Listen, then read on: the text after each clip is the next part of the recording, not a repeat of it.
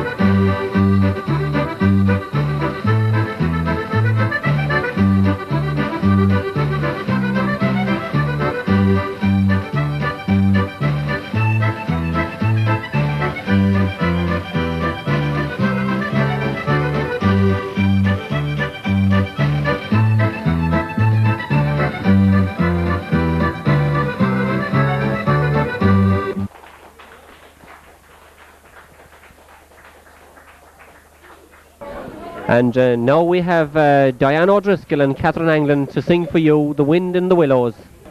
As I went walking one morning in spring, I met with some travelers in an old country lane.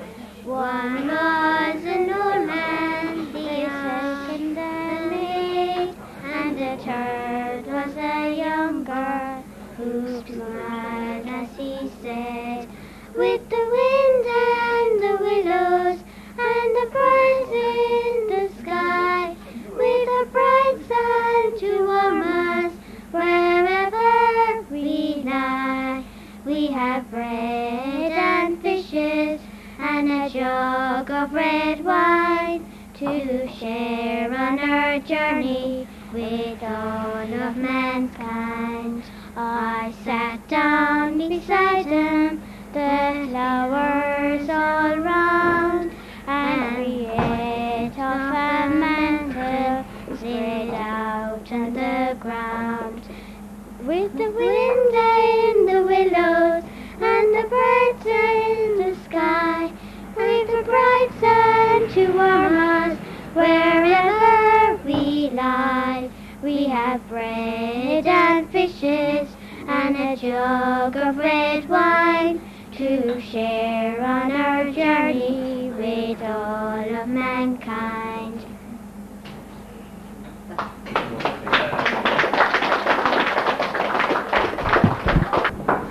And now we have Bridget Angland to play for you on the accordion, a medley of tunes.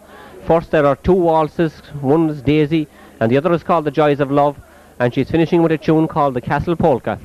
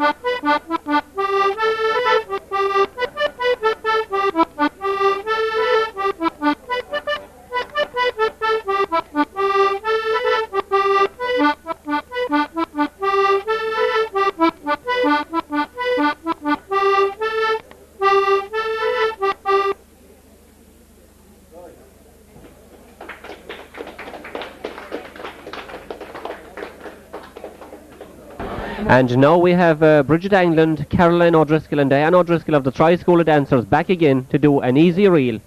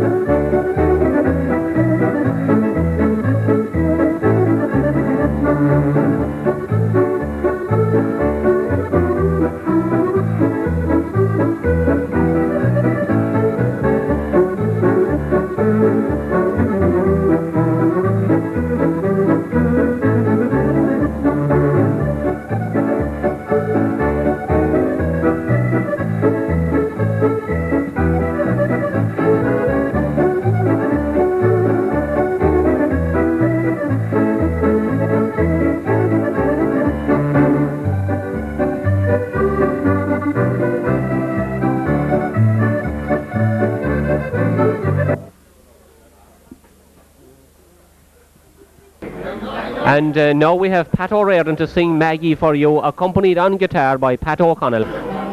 I wander today to the hill, Maggie, to watch the scene below. The creek and the shaken old mill, Maggie, where we used to long ago.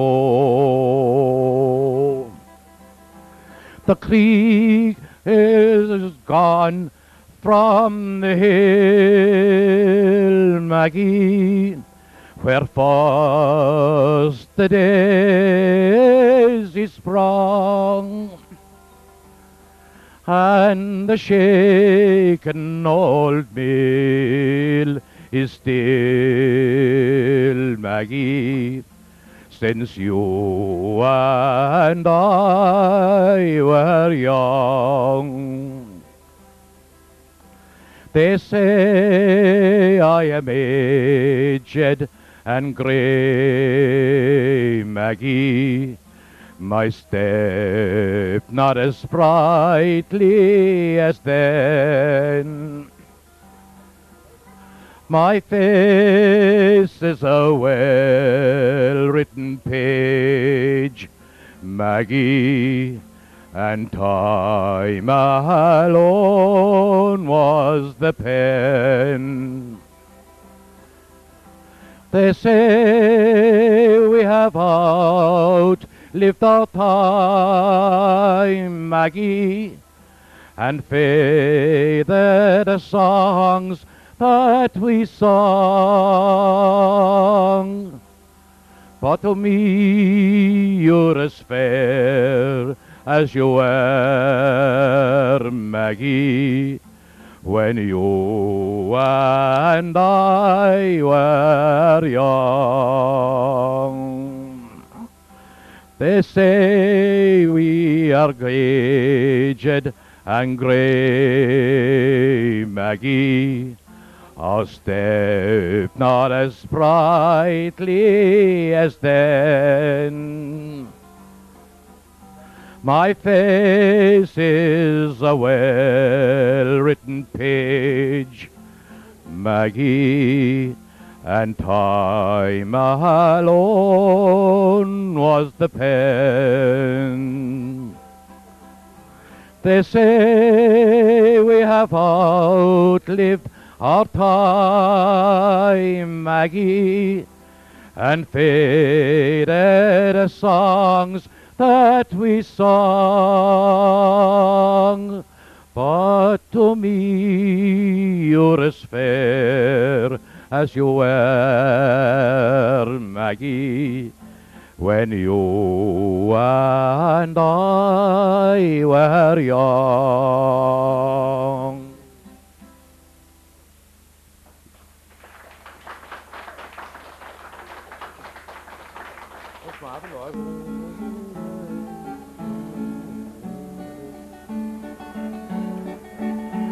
I'm thinking tonight of the old rustic bridge that bends o'er the murmuring stream. 'Twas there, Maggie dear, with our hearts full of cheer, we strayed 'neath the moon's gentle gleam. 'Twas there I first met you, the light in your eyes awoke in my heart a sweet thrill.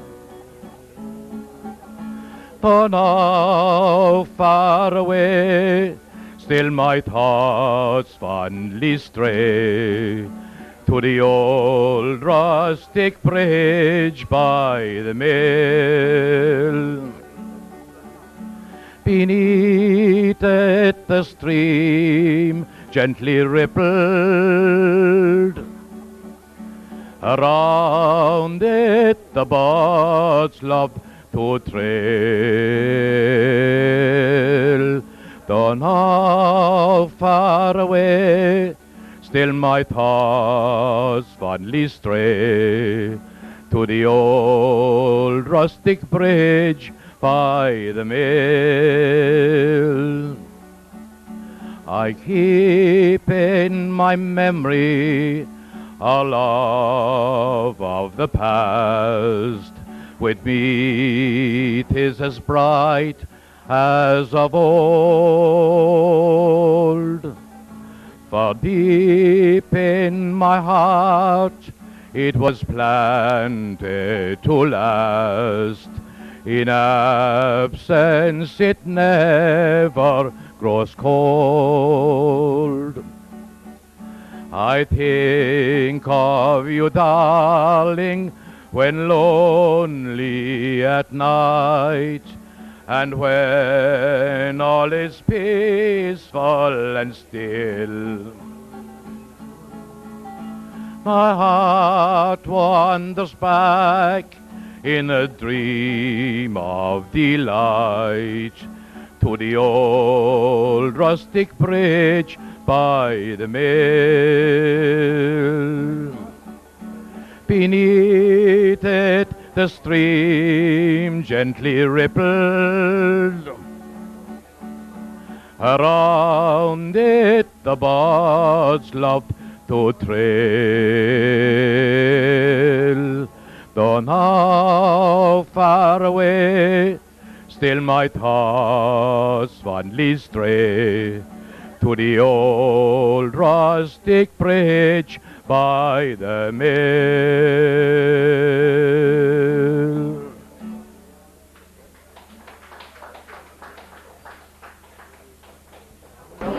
And next we have Neely Coakley now, who is going to tell you an old story.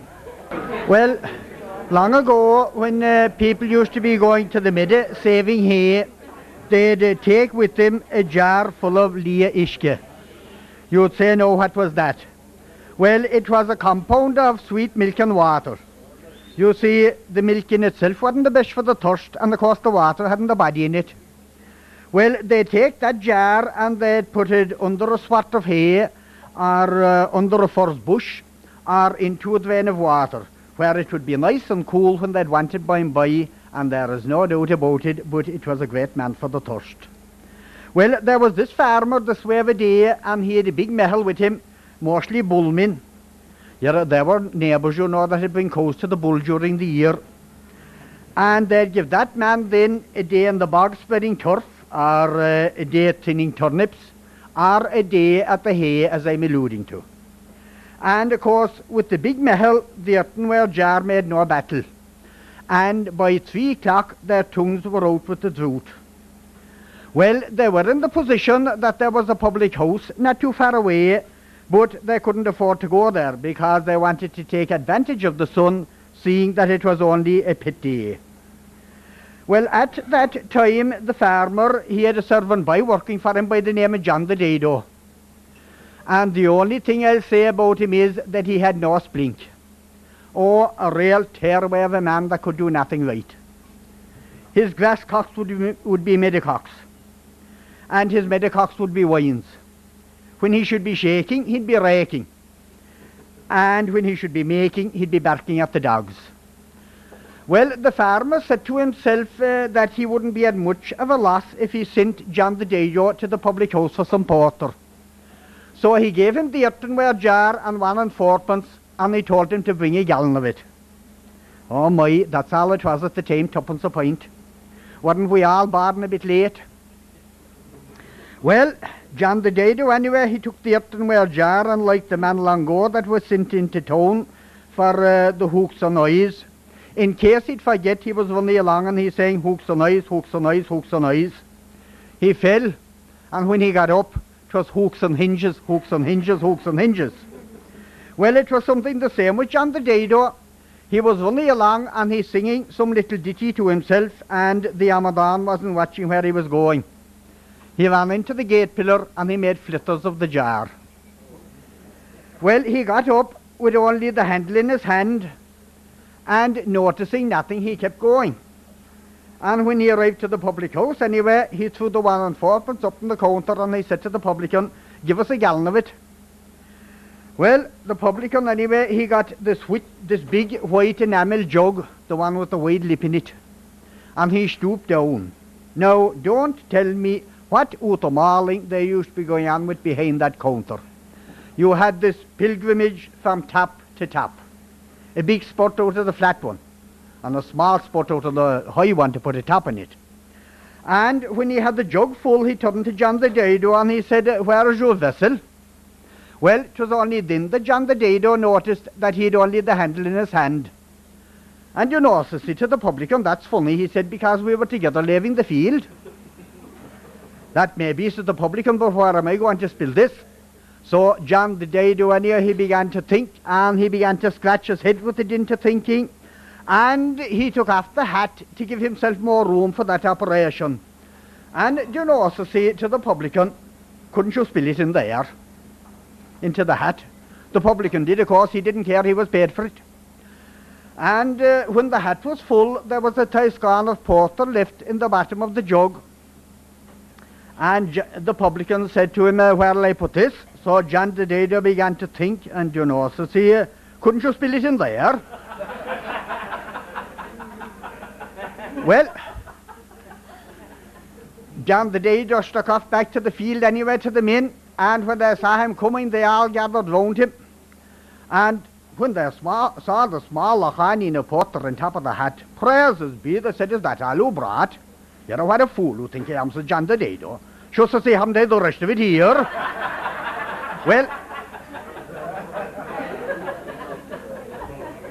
Well, after that anyway, someday the farmer and the wife, they went to town and they left him at home doing the housekeeping, and they gave him a list of jobs to do, and they told him to be careful of the goose that was hatching in the box near the dresser, because the goslings were due out any day. So they told him then all the jobs to do, and they struck off, and he began doing the jobs, and the first thing he did anyway, he said he'd go making the butter. So he got this little churn anyway, it is the old dash churn they had, you know, the one with the bittle where it should be slash it up and down. And he put that up on the table, and he took the reins off of the donkey's winkers, and he tied it around the churn, and he left 2 loops on it in for his 2 arms, so that he could tie it up in his back like a knapsack sprayer. He threw a tiscan of cream into the churn then, and he picked up 2 buckets, and he went off to the well for 2 buckets of water, and he making the butter at the same time. And of course, when he stooped down to fill the buckets, up went the bottom of the churn. Well, he got a slash of cream here about the pole, and it ran down inside his shirt. And he came back from the well, and he kicking cream and lumps of butter out the legs of his trousers. And when he came back to the house anyway, it was bedlam broke loose in earnest. The Amadan forgot to close the door. The calves were gone up in the room. The hens were inside in the press. And here was the cat up on the table, and his head down to his shoulders inside in a jug of milk. And there was the dog, and he lying below on the floor, and he making love to a lump of bacon. Well, he hunted them all out the door, and oh, he felt so uncomfortable. He threw off the clothes anyway above near the fire, and he was going up in the room to put on his trousers. He put on the small little shirt on him, and he was going up in the room to put on the trousers when he saw, to his dismay, that the goose was after rising off the eggs where she was hatching. And he put down his hand, and oh my goodness, the eggs were going cold. He didn't know what to do. Well, he said, what'll the woman say now if she comes back and finds the birds dead inside in the eggs? Well, he thought that maybe the heat of his own body would approximate for the goose. So he turned around and he sat in the eggs. Ah, well, now you see, he didn't put his weight on them, but you see, he sat down the eggs like that, you see, keeping the most of his weight on his shin bones and on his legs and on his hands. When there he was sitting in a very uncomfortable position, when who stuck her head in the door? Only Mal Simon. Mal was a girl now like moving on into years that never settled down. And when she saw the Gatchman, nothing on him, only the shackle his shirt in. Her Jack, says she, what are you at? And, well, you know, Mal says, you don't know how uncomfortable I am here. He said, my two shin bones, he said, are going to sleep with the cholegraphene. And the box, he said, has gone up to my hands. I know, Mal, says, would you ever come over and put down your hands? Is there anything happening? Mal came over, a real innocent old creature, and she put on her hands and she began to feel the eggs below underneath him, and she had, no, John, no egg broken yet. No, she had, no, not a cracked shell yet. Crime, says she, there's one out. You know, says she, he has a strong neck, she said, I swear he's a gander. Hey, with that anyway, the goose came in the door. And of course, when she saw the other goose sitting on her eggs, well, she stuck her neck a mile out in front of her, and she came hissing up the kitchen for him. I can tell you that he wasn't long putting the room door up off of him, and poor Mal had to part company with the gosling. Thank you.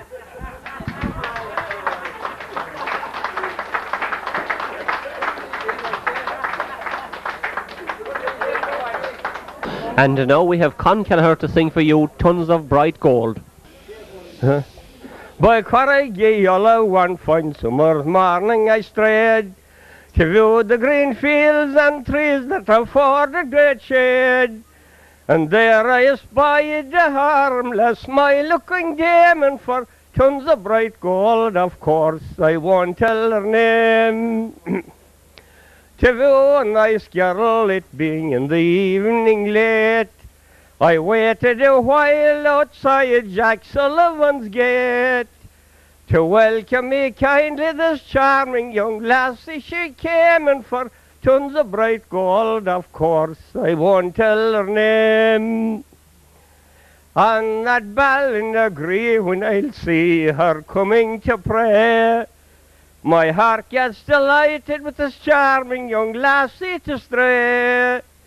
She is free from all pride and all that I'm glad of that same, and for tons of bright gold, of course, I won't tell her name. And 'tis down by the line, my darling, God herding her kine. You'd long to be nearer to hear her singing so fine.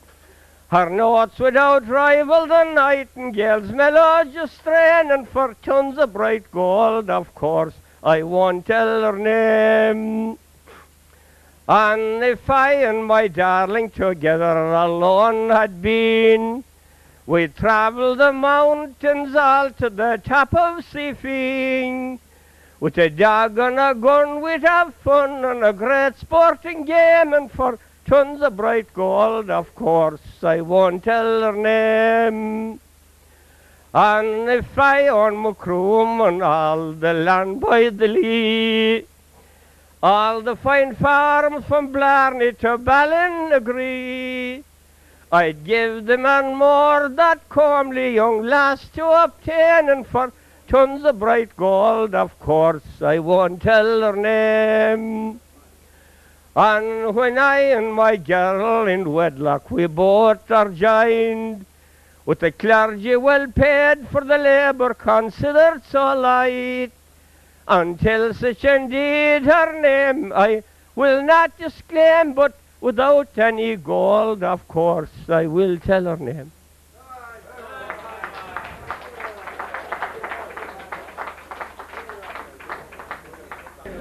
And now we have Jerry McCarthy to play two reels for you. First he's playing Cross the Shannon, and then he's finishing with Father Kelly's.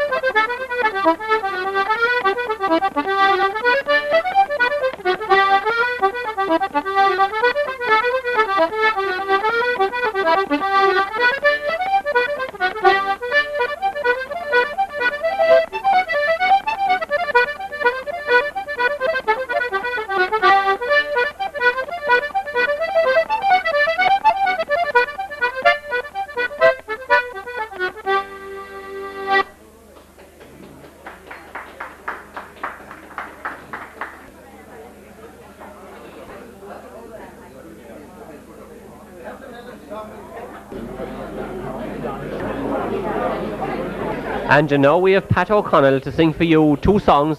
He's starting with the Jug of Punch, and the second song is Dingle Bay. One pleasant evening in the month of June, as I was sitting with my glass and spoon, as small but sad on an ivy bunch, and the song he sang was the Jug Up Punch. Up tooraloo-raloo, tooraloo-ralay, tooraloo-raloo, tooraloo-ralay. As small but sad on an ivy bunch, and the song he sang was the Jug Up Punch. What more the Russian can a man desire than to sit him down by an alehouse fire? Upon his knee a pretty wench, and on the table a Jug Up Punch. Up tooraloo-raloo, tooraloo-ralay, tooraloo-raloo, tooraloo-ralay. As small but sad on an ivy bunch, and upon his knee was a Jug Up Punch. What more the Russian can a man desire than to sit him down by an alehouse fire? Upon his knee a pretty wench, and on the table a Jug Up Punch. Up tooraloo-raloo, tooraloo-ralay, tooraloo-raloo, tooraloo-ralay. As small but sad on an ivy bunch, and the song he sang was the Jug Up Punch.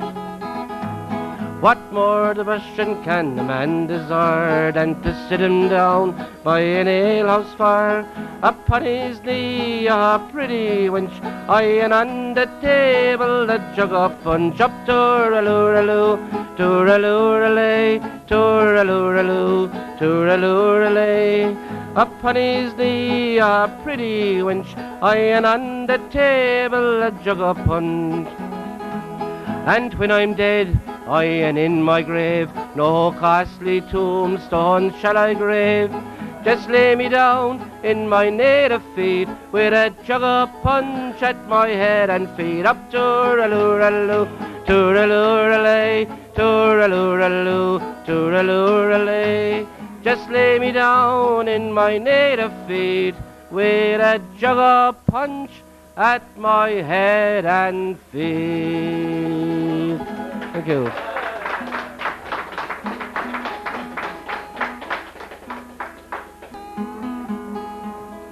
The sun was sinking o'er the westward. The fleet was leaving Dingle shore.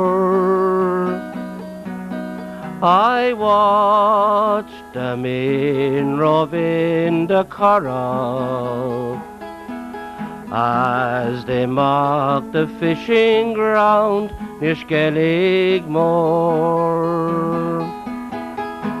All through the night men toil until the daybreak, while at home their wives and sweethearts kneel and pray that God may guard them and protect them and send them safely back to Dingle Bay.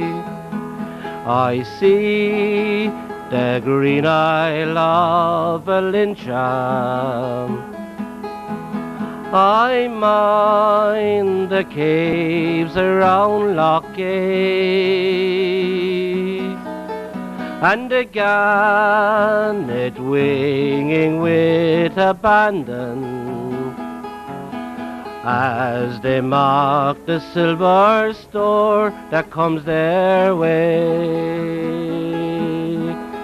I also see a ship on the horizon. She is sailing to a country far away. On board are exiles feeling lonely as they bid a fond farewell to Dingle Bay. Long years have passed since I came homeward, and time has left me old and grey. I'm always dreaming of my childhood and those happy hours I spent at Dingle Bay, and those happy hours I spent at Dingle Bay.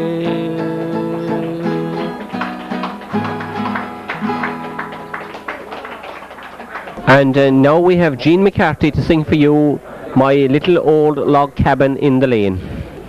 I'm growing old and weary, and I cannot work no more, and my rusty leaden hoe I've let rest.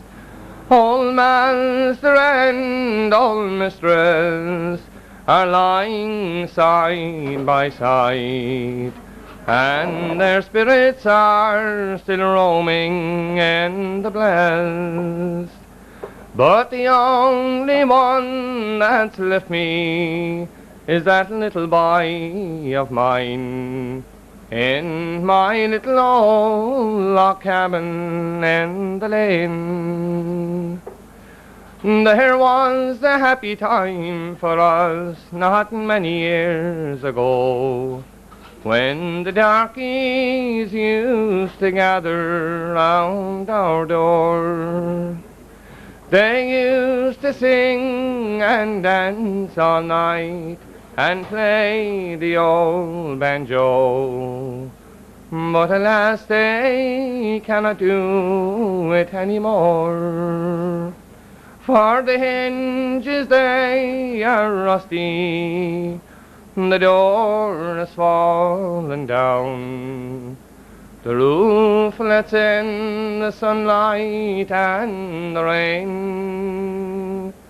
But the only one that's left me is that little boy of mine in my little old log cabin in the lane. Dear Dad, you need not be so sad or melancholy now. There are bright and happy days in store for you. Although you're old and feeble, your boy is young and strong, and he'll love and cherish you forevermore. But the only one that's left me is that little boy of mine in my little old log cabin in the lane. Dear child, I am contented, for the hour has quickly come when I shall leave this world of earthly pain. Oh, the angels, they will waft me to their bright celestial home from my little old log cabin in the lane. But the only one that's left me is that little boy of mine in my little old log cabin in the lane. Shin shin.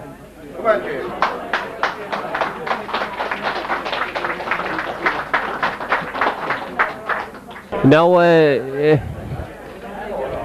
viewers, next St. Stephen's Day, I would like to draw your attention to a historic event in the town of Macroom. It's a coming together really of Macroom GAA Club and Macroom Soccer Club, who will be involved in a charity game in the Castle Grounds Macroom on St. Stephen's Day in the aid of senior citizens. I think this is a very worthy cause, and we would like as much support as possible. And the referee for this occasion is going to be the Cork coach Billy Morgan. And now I would like to hand you over to the proprietors of the New Inn Macroom, Eileen and Lawrence Buckley, to have a few words to say to you. Well, now, all good things come to an end, and we've come to the end of our show, and we wish to thank you all very sincerely for taking part. We wish to thank especially Denjo and Jamie and everybody who took part and everybody who came to support them. And we are here now for 12 months, and we would like to thank all our supporters, and we hope that you will continue your support for the coming year. Thank you all very much.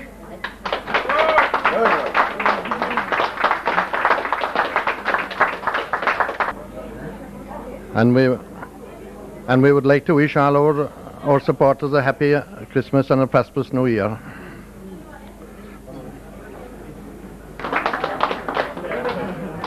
And now we have Pete Hurley to sing for you a version of Mount Massey, the Flower of Macroom. On a pleasant and a fine summer's morning, I strayed by the banks of Ceylon to gaze on the beauty of nature that emblemed each woodland and lawn. I stood for some time meditating until Sol's bright rays had withdrawn, till a damsel of a queenly appearance came down by the banks of Ceylon. Then we walked and we talked on together, inhaling the pure morning air, till at length with a voice full of pleasure she said, "Sir, my father is there, were I ruler of France or of Russia, it is with you I'd soon bear the crown, and I join you in wedlock, my darling. You're the beauty of sweet Massey Town. Sure, it's now I'm retired from my storing, with a heart full of sorrow and grief. There is no one on earth to console me, or to give me the slightest relief. I will roam through the African desert until death will call me to the tomb, for the sake of a charming fair damsel that I met near the town of Macroom.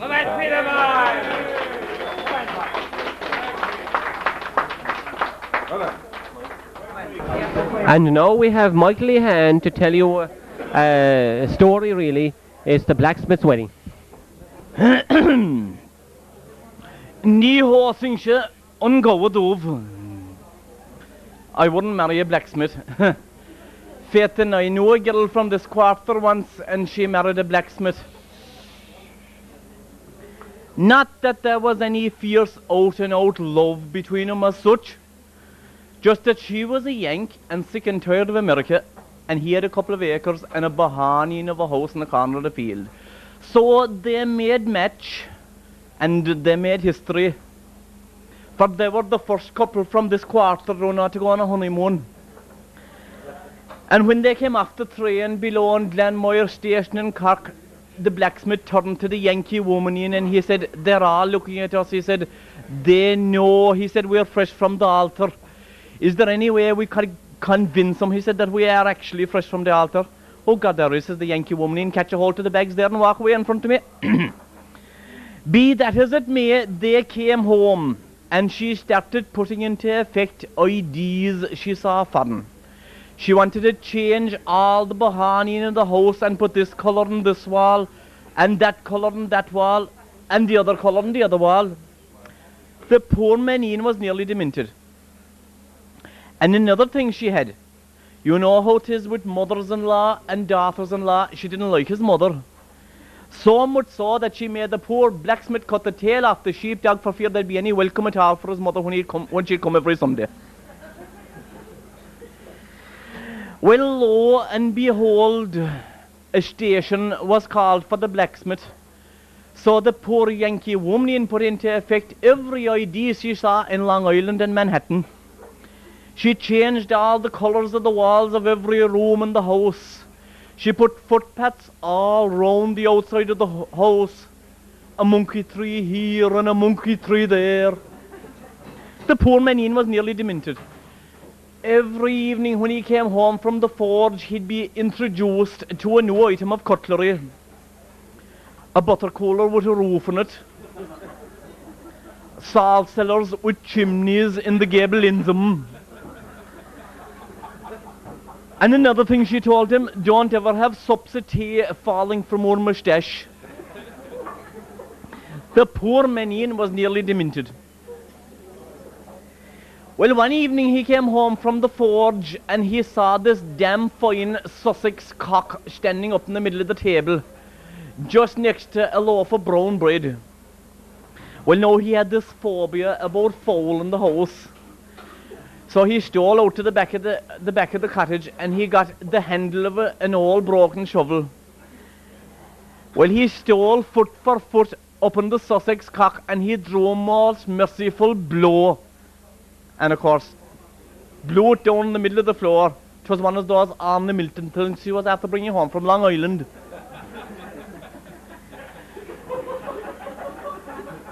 Another thing she told him, to watch the way you talk and your elocution, she said.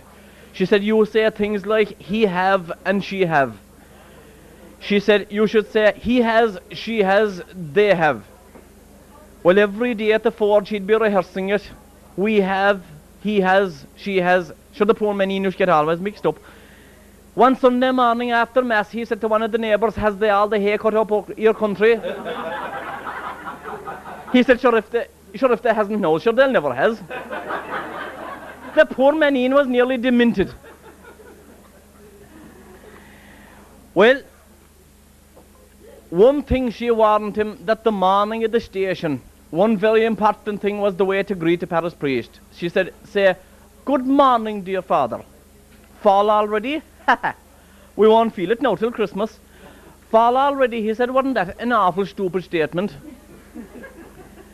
Oh no, she explained to him, fall already was the terminology used in New York to describe the autumnal time of the year. Fair enough, so he said, we'll chance it, fall already, we won't feel it now till Christmas. Every day at the forge he'd have fall already, we won't feel it now till Christmas. And outside the church every Sunday morning, all the neighbours would have fall already, we won't feel it now till Christmas. They were mocking the poor man Ian. Well, lo and behold, the night before the station, the Yankee woman Ian had every idea she saw in America put into effect. She had the house glistening. She had this thing in this wall and the other thing in the other wall and things up in the mantelpiece that the poor man Ian never even made in the forge, and surely to God he made queer things. Well, she put him to bed early because she wanted to tidy the house when he was gone. But she said, one last thing you must remember, what will you say to the parish priest tomorrow morning below at the end of the pat? Well, he said, I'll say, good morning, dear father. Fall already? We won't feel it now till Christmas. Well, he fell into a fierce deep sleep that night, colour sov, like that's there on Bellavorna. And she had the house spick and span. Well, at 8 o'clock in the morning, she was up at 7:15, of course. The poor man Ian was still snoring above and never thought of the station. Well, she looked out the window and she saw the parish priest standing below at the end of the pat with the wicket gate, and he looking up with two eyes open as big as the tops of buckets. Well, she got into a temper and she hit the second step of the stairs and belted the brush. So much so that the poor blacksmith jumped 2.5 feet off the bed with fright. Well, he jumped out on the floor, jumped into a pair of slippers and came down the stairs like the devil in the Four Windsor after him. Now, it being the autumnal time of the year, there was an awful fall of frost the night before. Well, no sooner had his two crooked legs hit the footpath when they were taken from under him, and he went skeeting down the path towards the wicket gate, two hands in the outstretched position. And he said, good father, dear morning, what a day you came. I've a pain in my arse from the fall and I'll feel it now till Christmas.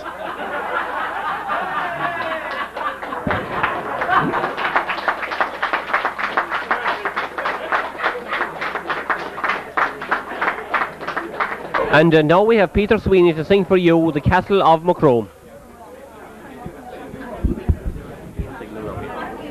At last those walls came tumbling down, at last they are no more. Where dwelt those noble clansmen, those gallant men of yore? Within those walls brave men were born, and many met their doom. We all lament the day it went, the castle of Macroom. Rinuccini stayed there, and Willem Penn as well. Now if those walls could only speak, what stories they would tell. The proud Salon flows gently on, as I sit here in the gloom. It seems to say a sad farewell to the castle of Macroom. The castle grounds are lonesome now, they miss those ancient walls. For the older generation, happy days they must recall. And many's the happy hour was spent, and many a love did bloom. Many's the maid was won and won round the castle of Macroom. Now to end this story, sad though it has been, those walls are gone forever, but their grandeur I have seen. My thoughts go back to happier days as memory fills this room. I see again in fantasy the castle of Macroom.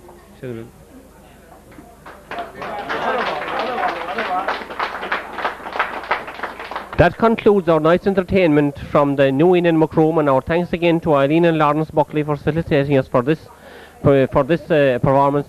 And I now hand you over for the national anthem.